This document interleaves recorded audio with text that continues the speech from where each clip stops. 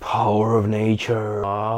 In this video, I am going to discuss or to introduce briefly, this is brief, I have some other things to do, but I decided that it would be a good idea to introduce 5 books that I think you should read if you want to learn more or learn something about economics as a queen of social sciences. Let's go. So, book number 1. Is Wealth of Nations by Adam Smith. You definitely have heard of it, especially if you have stumbled upon my channel. This book is, legendary. I don't think it needs any particular introduction, but I think that what many people miss when they think about, Adam Smith and him being a free marketeer, and him describing the process of the invisible hand regulating the market for the first time, and him being a lobby of small state, big markets, all those types of things, self-interest, rational decision making, and so on and so forth. I think people don't actually understand or aren't exposed to the fact that his writing is actually super interesting. Like, he writes in fascinating ways. He's very consistent throughout the book. He does describe, processes in history and so on and so forth. He ties many different disciplines together, and I think this could be a good manifestation of the golden age of economics, when it was really tied in with so many other sciences before it became, kind of more about numbers and models and less about psychology of an individual. So I think that Wealth of Nations is definitely a must-read. You can skim through it. You can maybe try to find summaries online or something like that. But if you are really dedicated to learning about economics from the first source, then Adam Smith has one of the the ideas that are really tested by time, and majority of democratic countries live by his work until now. So this is definitely a book to read, and the thing to note is that it is not that boring. Really, check it out. Book number 2. I treat my books like shit, by the way, but everyone knows that. So, Capital by Karl Marx. Again, no introduction, massive opposition, and very strong, very educated, and very convincing, as we know from 1917 and the revolution in Russian Empire, the Bolshevik Revolution. Very, very convincing piece of writing. A very emotionally charged piece of writing that mostly talks about the class conflict and the difference between those that own means of production and those that can only rely on their labor to provide for themselves. So this is the book that started many communist revolutions. This is the book that provided a new way of looking at the economy, that is looking through the prism of classes. It has also resulted in millions and millions of corpses stacking up around the world and broken lives via horrific regimes.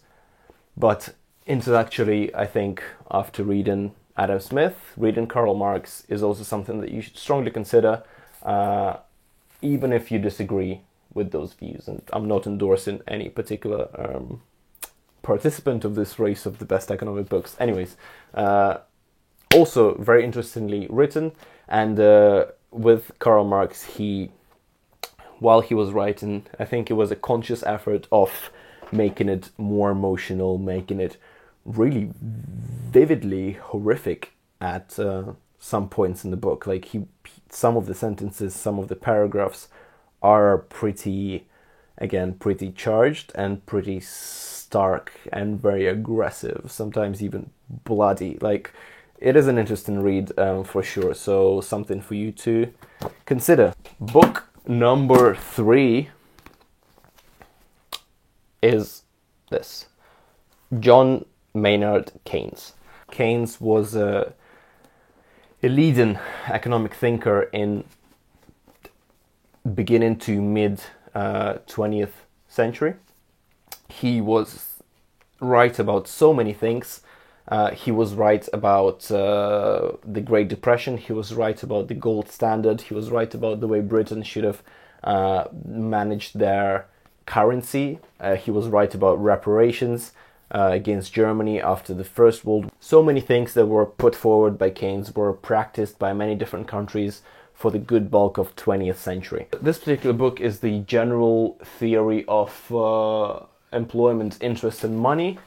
And I think this is his main piece of writing, although he has a collection of essays that is also very interesting to look at on various topics that you might be excited about. But one thing to note, thinking about it now, is that Keynesian economics is making a big comeback, at least that's what it seems. You know, with the neoliberalism, which is the approach that was put forward and developed by the next book that I'm going to discuss, but neoliberalism has failed some layers of the population, especially the lower middle class in developed countries. Well, and neoliberalism also gave rise to the climate change concerns, and also the rise in inequality is partially caused by neoliberalism, which was the next type of capitalism after the one proposed by John Maynard Keynes. And he is probably, I would put him somewhere in between the political economy and, the modern neoliberalistic writing filled with numbers and assumptions and so on. Keynes was in between. He accepted the fact that economics, even though it is a queen of social sciences, it cannot answer every single question. And you have to be careful with the assumptions. So, for example, something like utilities, right, and the role of self-interest and the fact that utilities are ordinal and so on and so forth.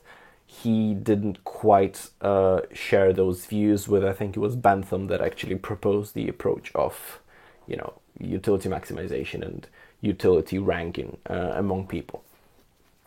So he was very much more of a human oriented thinker in economics, which I like very much, and also very smart writer and historically correct individual, which I guess you can't necessarily say about the previous two because they were more about the theory and the big picture, whereas Keynes actually wrote a lot about policy. So that's my third recommendation. Fourth, this guy is quite controversial now, and his impact on economics in the US is also quite controversial, but you can't go anywhere in economic writing and thinking without Milton Friedman. And his book Capitalism and Freedom is something like a communist manifesto to communism.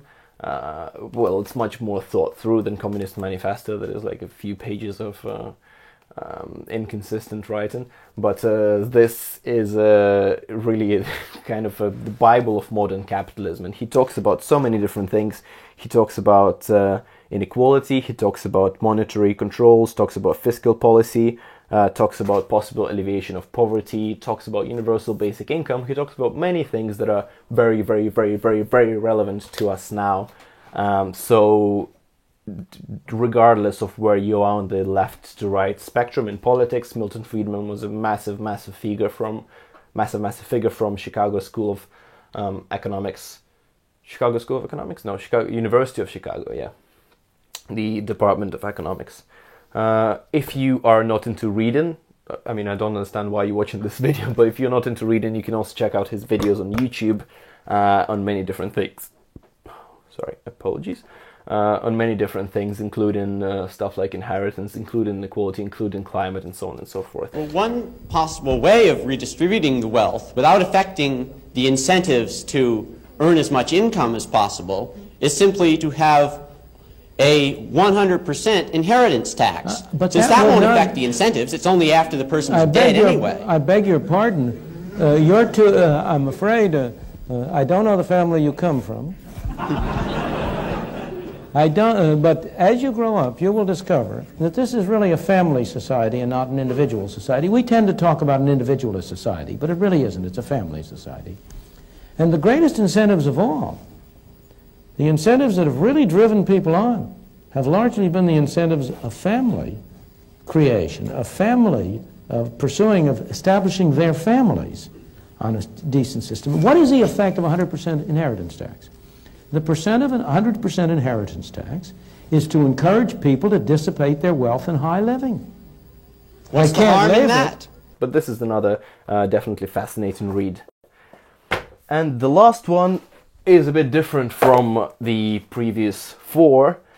And it is a book by Thomas Piketty, who wrote a bunch of books, most notably Capital, that talks about the rise of inequality and the rise of wealth inequality in particular in the Western societies, and talks about the ways of somehow limiting or decreasing inequalities that are currently on the rise, partially by famously lobbying for a global net wealth tax of 80% or some ridiculous rate like that. So he's very famous for that book, but one that I'm really curious about, I was really curious about, and I picked it up like 4 years ago, so like a long time ago, and I really enjoyed it. It's a collection of essays by Thomas Piketty that are translated from French. It just talks about very interesting topics, starting from wealth inequality and ending with the migration in Europe and fiscal policy and so on and so forth.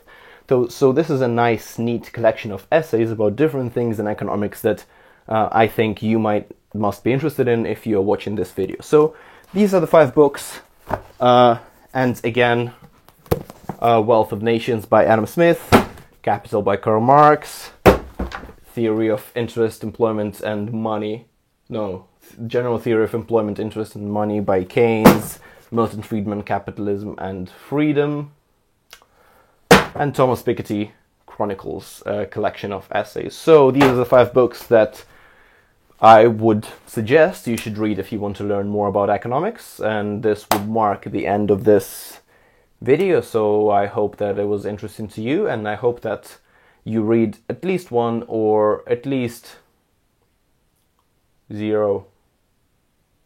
Why would I hope that you read 0 books? Anyways, hope that you derive some value, and let me know which book you think I left out from this list, which I'm sure is going to be plenty. So love you very much, guys. Bye!